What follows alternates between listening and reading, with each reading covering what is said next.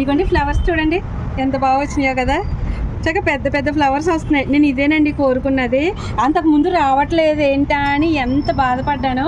ఇప్పుడైతే చక్కగా full happy నేనైతే. ఇవన్నీ నిన్న కూడా వచ్చినవి ఇవి. ఇదిగోండి వాడింది. ఇవి పాడు చేసుకో అవసరం లేదు, వాడిపోయిందని.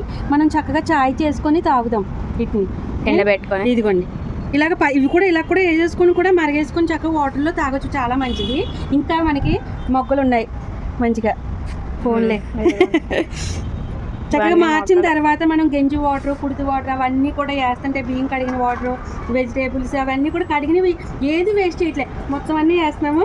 మంచిగా రిజల్ట్ చూసారా ఎంత బాగా వచ్చినాయో కదా, సూపర్ కదా. ఇదిగోండి శంఖం పువ్వుల్ని ఇలాగ వాటర్ కింద కాసేస్తున్నాను. కొంతమంది తేనె అవి కూడా కలుపుకొని తాగొచ్చు. నేనైతే ఉత్తి వాటర్ తాగేస్తాం మేమైతే. ఇక చూసారా ఎంత బాగా వచ్చిందో కలర్ఫుల్గా.